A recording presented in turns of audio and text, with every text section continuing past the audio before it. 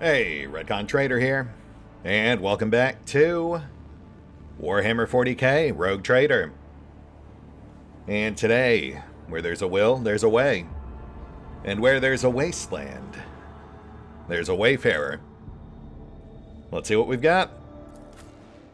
Still have no idea what this is, but I am very curious to find out.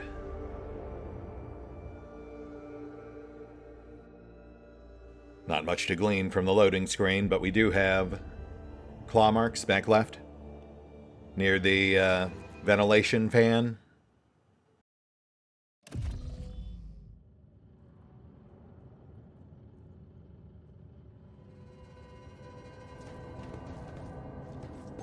Creepy music. Flickering lights. I will atmosphere no evil. Uh-oh. Right. The airlock is sealed. This isn't right. You distinctly remembered never activating the seal on your way through. I know I'm about to state the obvious, but I will state it anyway. There's something off about this. Something very off. Yes, thank you, Abby. I never would have guessed that without your keen intuition. Love you, pal. The control panel is being uncooperative. You know enough about machine spirit behavior to conclude it is not malice that is making them refuse to comply, but a higher priority order they are executing. After repeating the command entry protocol 3 times with all the appropriate prayers, the tech priest says in a gloomy, raspy voice, "The machine spirit controlling this airlock is too simple and guileless to trick. It would be easier to deconstruct this airlock than to compel it to open." RetconRaider, this is Valin. We've run into a bit of trouble down here. The white noise of static is all you hear in response. Either the Boxmaster cannot reply, or she is brazenly ignoring you, or comms are being jammed. None of these possibilities bode well. And I'd wager trying to force this thing open is a futile effort. The blasteel, durable enough to withstand the pressure of the interplanetary void, absorbs your hits with supreme indifference. It will take more than that to break through. Yeah, that tracks. So we really have no choice but to hang around. Alright, well, let's get a gander here then, shall we?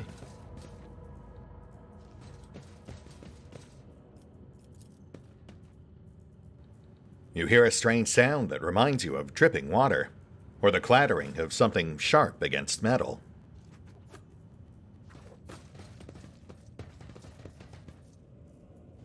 Oh, well that would appear to be half a corpse. I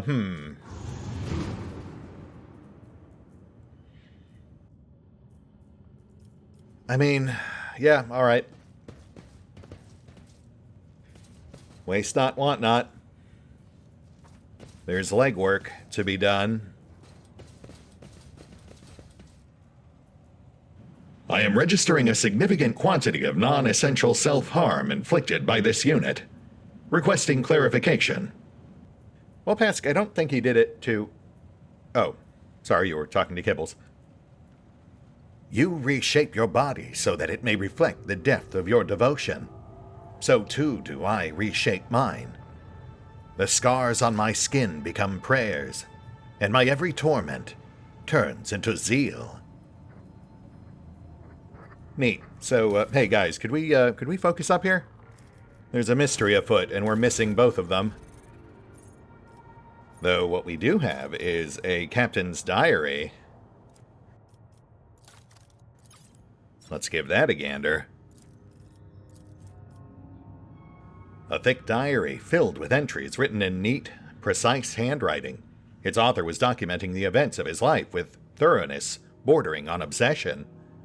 After browsing through its pages, the following entries catch your attention. Exodus, Watch 1. Never thought this day would come. I'm addressed as Master Captain once more. How many times did I swear never to venture into the void again during those 2 Terran years I spent among the mangled ruins of the unheralded Reckoning's Bridge? Unfortunately, life in a gravity well didn't bring me peace.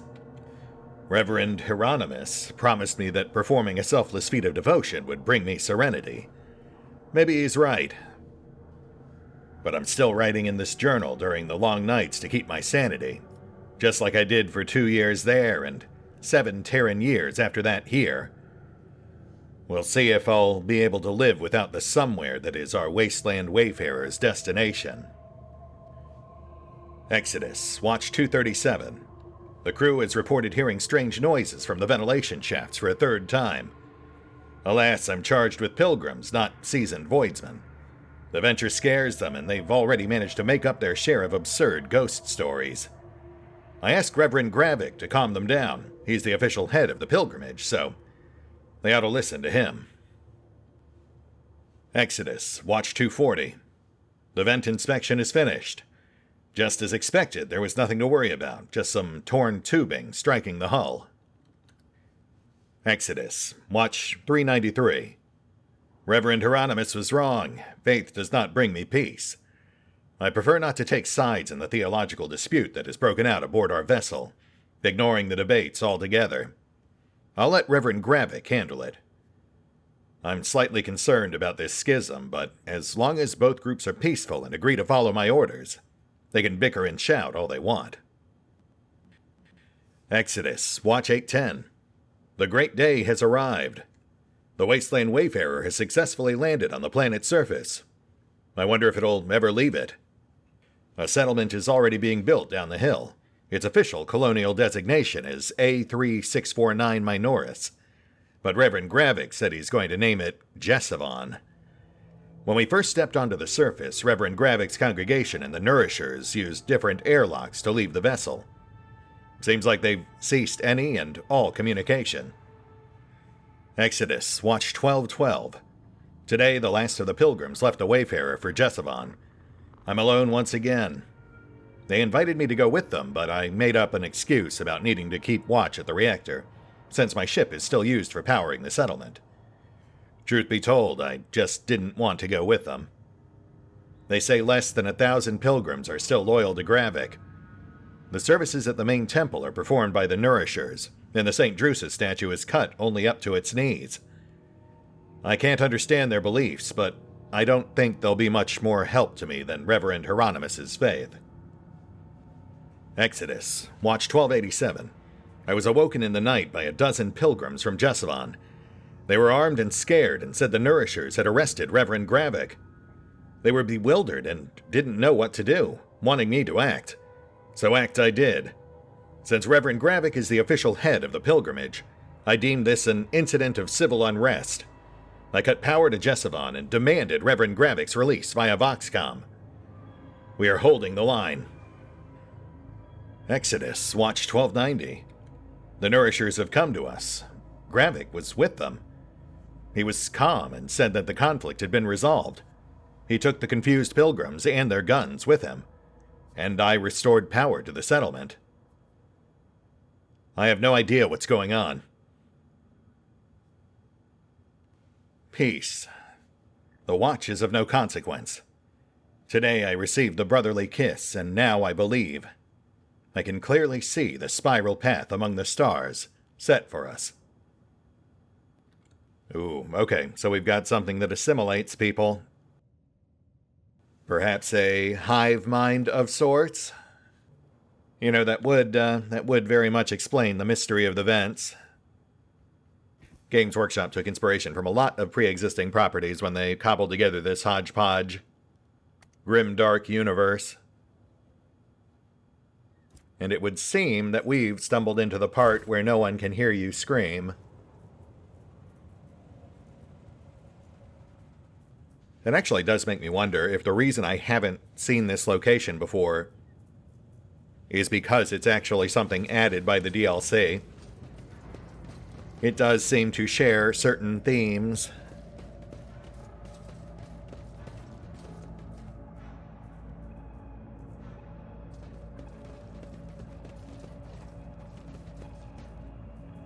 Oh, there's our scratched up ventilation access. The ventilation system still works. There are strange gouges on the metal. They look like the claw marks of some beast that was trying to crawl into the shaft. You don't say. Oh, we've got another corpse. A holdout, perhaps? I notice this one's still intact.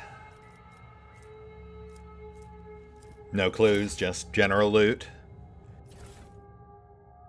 Which is welcome. We are just a few hundred points short for the next level of Drusian rep. Though that does actually bring up a different point, which is that Hieronymus, this is one of his ships apparently. Is that just a coincidence, or perhaps a predicating factor for what happened here? Since there does seem to be a fair bit of speculation that Hieronymus might not be exactly what he seems.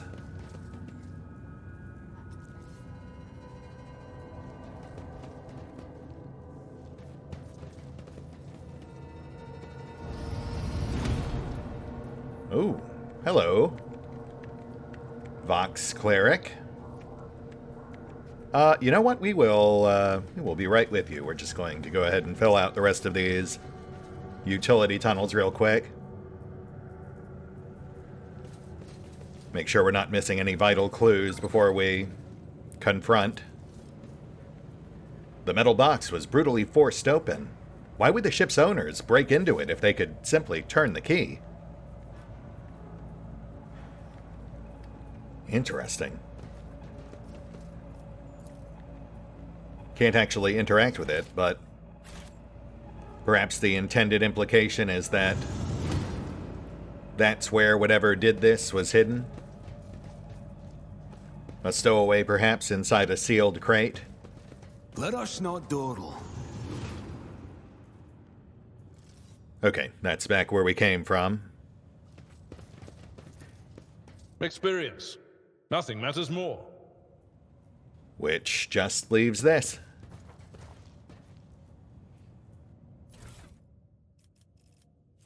More cargo. We'll take it. Pretty meager offerings, really, but I suppose that's to be somewhat expected, considering most of the supplies were probably offloaded for the colony. Which, I'll be curious to see if we can actually go to.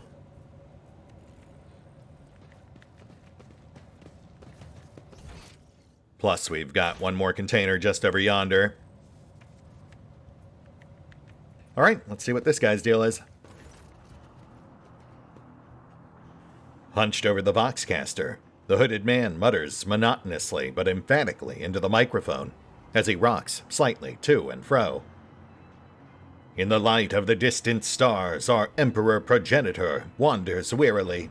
With thoughts and visions of us, he sends us particles of his light. Though his body suffers, his mind lingers on us. Let us therefore nourish him with the light of our souls, with our prayers, with our faith. Progenitor, you say? The man falls abruptly silent, as though sensing your presence. Then he says, "And here come the afflicted." With a pale hand, he throws back his hood. You see an ugly face with a flat, wide nose, disproportionately large brow ridges, irisless eyes with enormous pupils, a wide, toad-like mouth, and skin that transitions to purple scales at the cheekbones. Standing before you is an abominable subhuman, a mutant. Welcome to the abode of the Nourishers.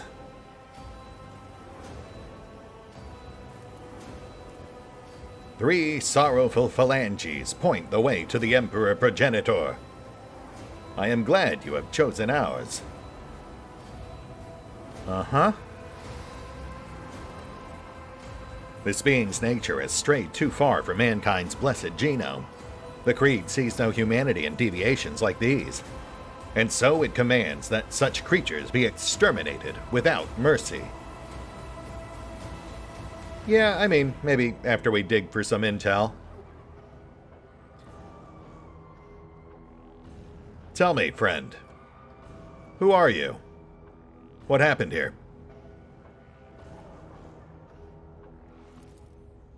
The man smiles, the broadest smile his abominable mouth can produce. I am Lekakte, Clemavis of the Nourishers of the Afflicted. I am he who speaks to our progenitor. This ship belongs to me. Really? And not the half-corpse we stumbled across on the way in here? What was that you were muttering on the box when we came in? I was praising the Emperor Progenitor so that my brothers and sisters might repeat the sacred words with me. Under stars unknown, he keeps his vigil and sends us his light. He is exhausted and maimed, but in his graciousness he does not allow himself to forget us. And we are grateful. We know that our prayers will quell his agonizing hunger, and therefore we speak to him. We beckon him so that one day he and his faithful may come to take us under his care. The man rocks gently in place as he makes his speech. Cassia begins to rock to and fro ever so slightly, in sync with the man. Purple. Everything is purple. I can see. Okay, well that's not great.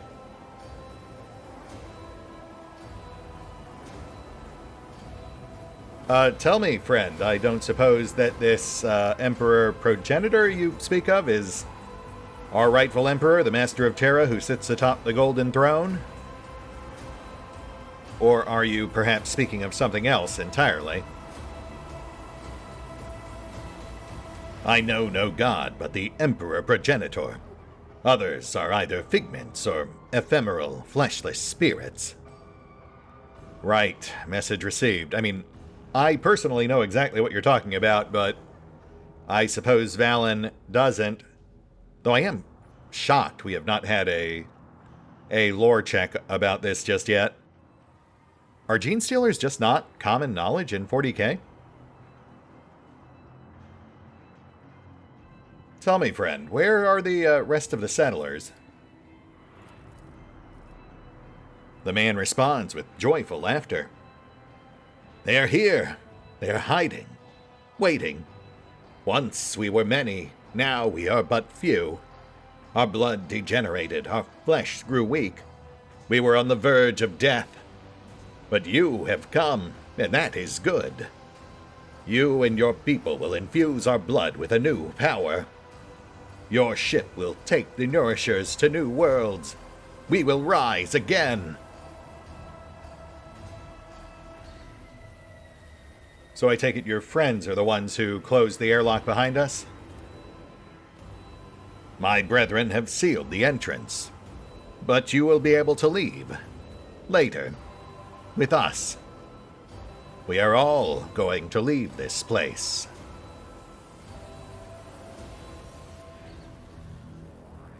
Right, of course. So this is a trap. Indeed, afflicted one. You have nowhere to run. The mutant shrieks, grinning. May the grace of our progenitor be upon you! His words are piercing, becoming a shrill echo of 100 voices? Minds? Growing ever louder, it torments your mind. And before you know it, you reach for your weapon. You are my next offering. I mean, Shoddy would have been better at that range, but whatever gets the job done. You hear a clanging echo growing louder in the empty modules, like hundreds of clawed limbs striking bulkheads and grabbing onto bars. Whoever is advancing upon you, there are a lot of them. You ought to run for your life before they trap you in this crammed box cabin. Or, you know, we could use the Vox system we know is functional to call for backup. RetconRaider, come in. The Vox spits out a torrent of static, through which you nonetheless manage to catch fragments of words spoken by a voice, not unlike that of your Vox master. Command. Lock. The signal is lost before you manage to say anything. Well, fair enough, we'll just kill our way out. Certainly not the first time, and I'm sure it will not be the last.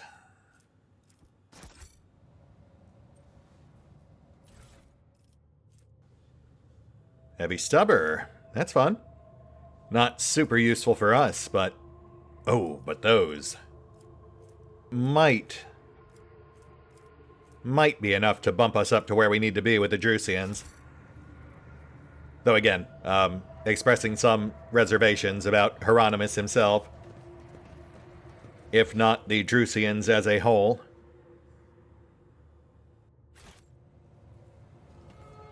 Oh, here we go.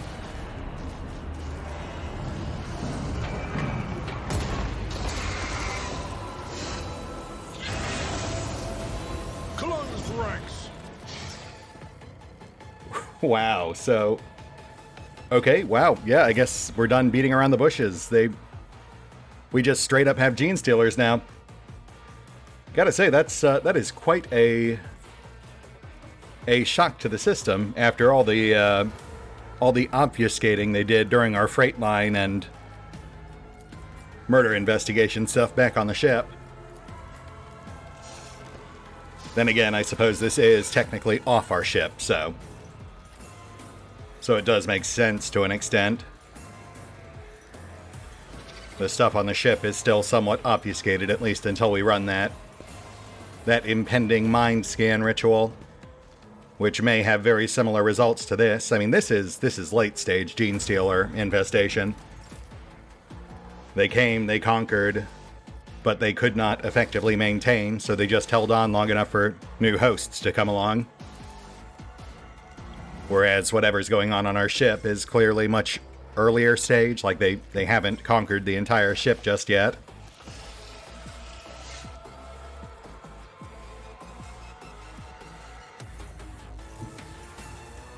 Though I think what really makes me wonder is when we talked to the Vox cleric. Step aside. The navigator is coming. We triggered a new quest called the Three Phalanges, with the implication that this was one of 3 ways to find our way to their Emperor progenitor. And considering the only actual name drop we got through this whole thing,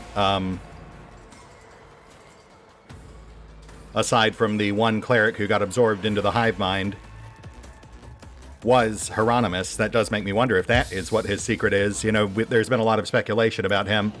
I remember as far back as Alpha, people were suggesting he was a follower of Nurgle. But, you know, a Gene Stealer cultist taking position in the Ecclesiarchy, where they would oversee pilgrim ships intended to establish new colonies on otherwise unclaimed planets. That does make a lot of sense. Though, I mean, the main thing that gives me pause there, though, is that obviously the Gene Stealer stuff we've seen thus far has all been part of the DLC, and Hieronymus is a core part of the main campaign.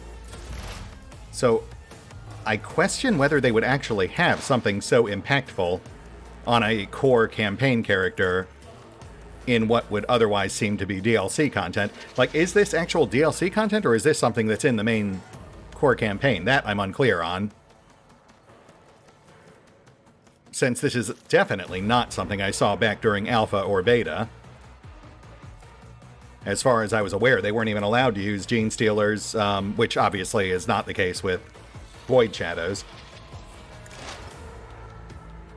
You know, I do generally try to avoid any major spoilers. I'm mostly going into this blind post-Act 2. But, I might have to look into that, at least as far as whether or not this is part of the DLC or not, because that would definitely impact how I'm kind of parsing things out in my dungeon master brain. How I'm trying to fit the various plot threads together, etc. Also, this guy. This poor guy. Gene Stealers are scary, but only when they come at you in numbers. This guy trying to solo us is just kind of sad.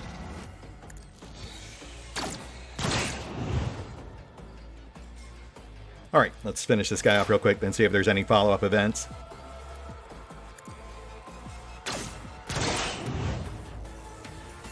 Hieronymus makes a lot of sense, but at the same time, just like logistically, like game design-wise, I'm not sure.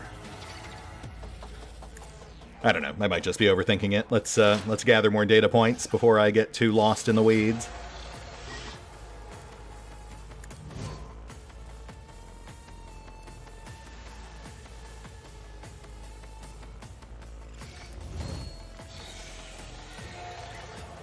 Goodbye. I hear you moving. No more. Oh, interesting. Okay, why would they not have you both come at me at once? If you had crowded me from two directions, that would have definitely made things a bit... I mean, not necessarily harder, but at least slightly more chaotic.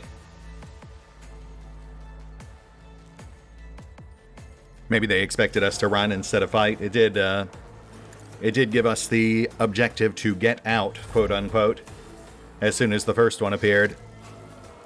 I suppose that would explain the circuitous looping paths here. The idea being that we'd run away from one as it chased us through the halls. But I mean, at the same time, we've wiped out entire ships worth of bad guys. Why would we run from a single Gene Stealer? You want to throw like a Hive Tyrant at me, then we'll talk.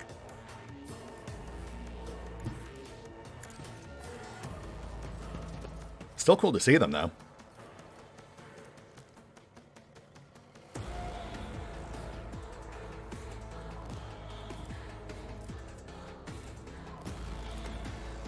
At your beck and call.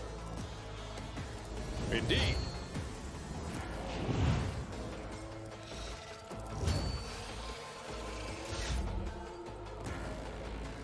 Nah, if they really wanted this to be a fight where we had to scramble, they should have thrown multiple Gene Stealers at us, backed up by lower-end cultists, swarming us from multiple angles.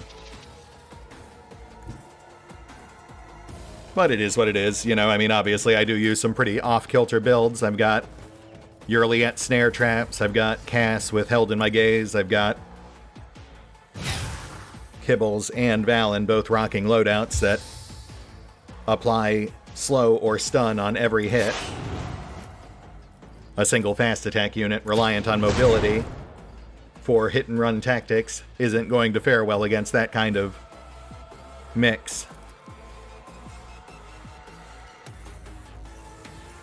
Honestly, since we phased out Adira, our biggest weakness right now probably is just getting swarmed by a bunch of weaker but high damage units.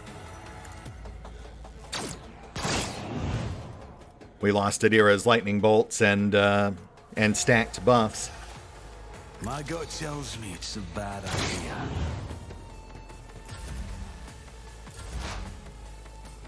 And I mean, sure, Kibbles can kind of make up for that. She's clearly designed to be a very mobile, fast attack mook killer, but she doesn't have the advantage of Grand Strategist to let her go first. So that's still a full round for swarms of enemies to potentially whittle us down before Kibbles goes on her killing sprees.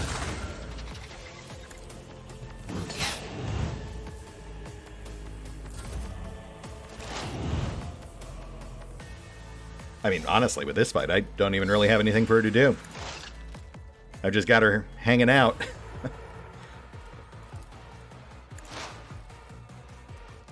I mean, I guess I could get her in there. I just keep expecting a third shoe to drop, you know.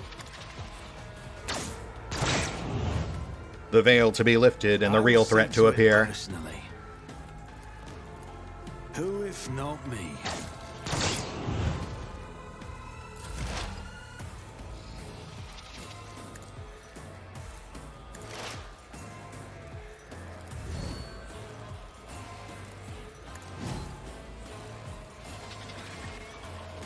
I understand your intent. Okay. Hi. Welcome to the party. Glad you decided to show up. So, wait, are they just going to keep coming until we do try to quote-unquote get out?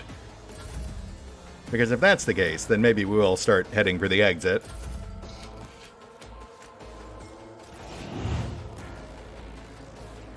Though, you know, in this case, he's actually standing between us and the exit, so I guess we do have to kill at least one more. High momentum.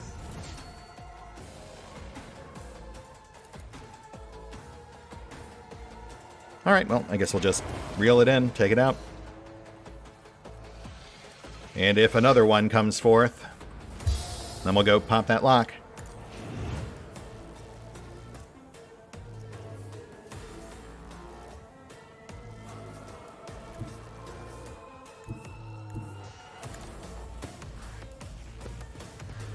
Yeah, see, I'm keeping kibbles on rear guard because I do keep anticipating one If I may. dropping in right behind us, because if that happened, it would be bad news for us. Val and Yurliet are not designed for close quarters combat. Though, I mean, Val at least can kind of hold his own with a shotty,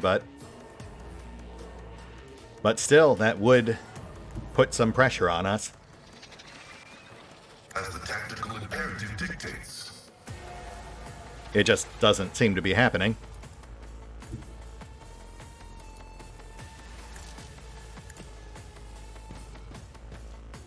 It also kind of throws me how slow these guys are. I was under the impression Gene Stealers were supposed to be fast.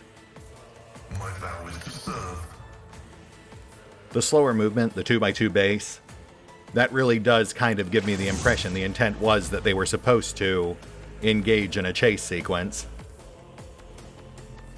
But they just didn't, you know, obviously make it dangerous enough to really kind of justify that. If this were Act 1, I could see maybe running, because, you know, then we'd still be relatively weak.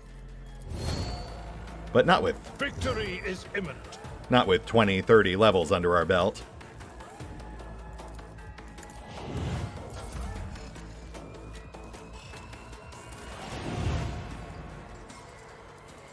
Very weird, very weird. I'm just not really sure how to parse this whole encounter. Intriguing premise, just a weird execution.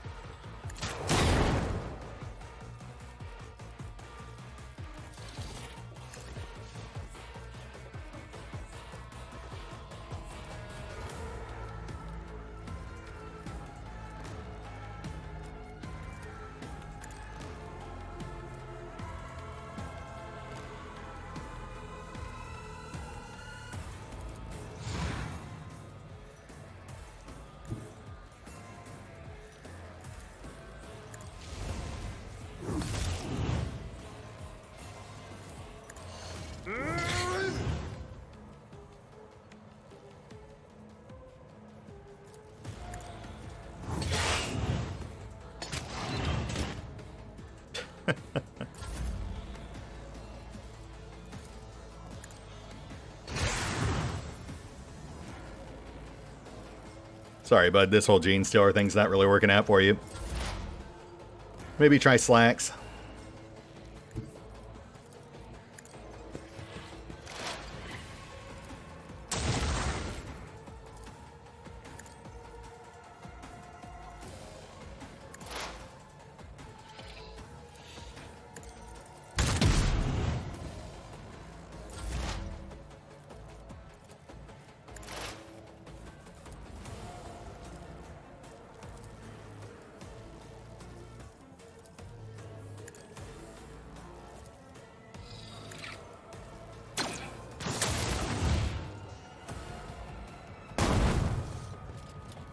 Nope, that's it.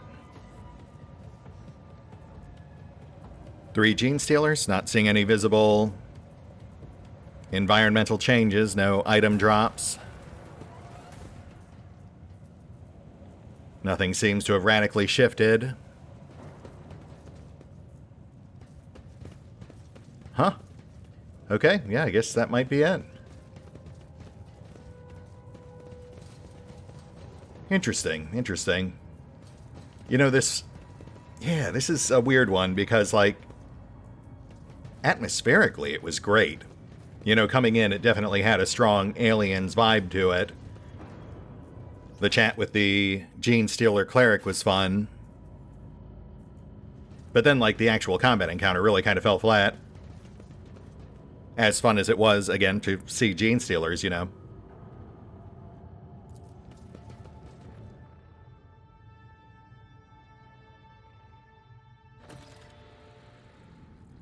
Oh, that's why the name sounded familiar. This was one of our rumors that we picked up way back, like on Footfall, I think. Possibly one of the ones we got from the bartender, Octavia. Wow, so this might actually be part of the core campaign. That, I guess, just wasn't in yet. Way back in Alpha. As is this. I mean, we do still have this quest active, too. The 3 Sorrowful Phalanges. The corruption of genetic aberrations could have spread across many worlds and ships. Each case of contamination must be documented. The cult of the Nourishers, tainted with genetic corruption, was discovered on the planet Jessabon. So you know what? If this is in fact part of the core campaign, then Hieronymus possibly being a member of the cult is back on the table.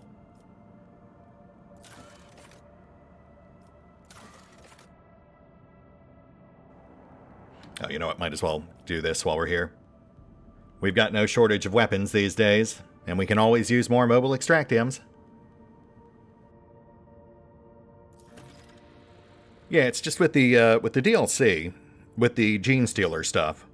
Just to explain my logic, like, from a meta standpoint, I had a hard time seeing a prominent, portrait-worthy NPC like Hieronymus, you know, suddenly having such a radical character shift revealed in a DLC that didn't exist for, like, the first 6-8 months of the game's launch. If they're going to have a big reveal like that, you would think it would be with a character like the new officers they introduced with the DLC. Zacharias, Forius, Sourback, Montag. Characters like that who don't already have established roles in the story. Huh, no follow-up event either. I really would have expected us to be able to investigate the infested colony, or at least nuke it from orbit. Alright, well, I mean, it was still an interesting event. Personally, as a dungeon master, I would have had all 3 Gene Stealers attack simultaneously, just to keep extra pressure on the player. Maybe herd them into that central chamber first, though I guess we kind of foiled that plan by hanging back to 2 Futs with the Vox unit, rather than immediately heading for the exit like they kind of tried to nudge us towards. Maybe that's what short-circuited the encounter. Like, yeah, that would have been much more daunting if we had been in the central chamber and 3 had dropped all around us, rushing down the corridors towards us, all alien style. But it is what it is. Location clear, with some modest new gains to show for it, as well as a new potential plot thread to pursue. We'll hit the pause button for now. I'll see if that netted us enough cargo to bump us up with the Drusians, and we will pick up here next time. See you then.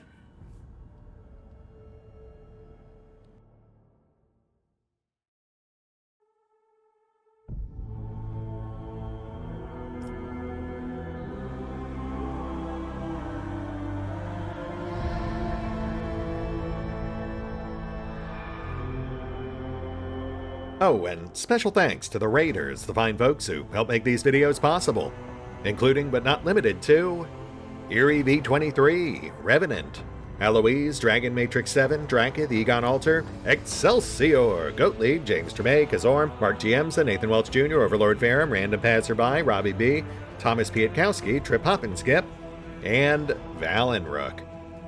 Thanks for your support, guys. That said, if you'd also like to help support the channel, then feel free to push the buttons that do the things. Trust me, it does make a difference. Or you could even check out the PayPal, the Patreon, the Nexus GG, or the YouTube memberships. Links are in the description. Experience. Nothing matters more.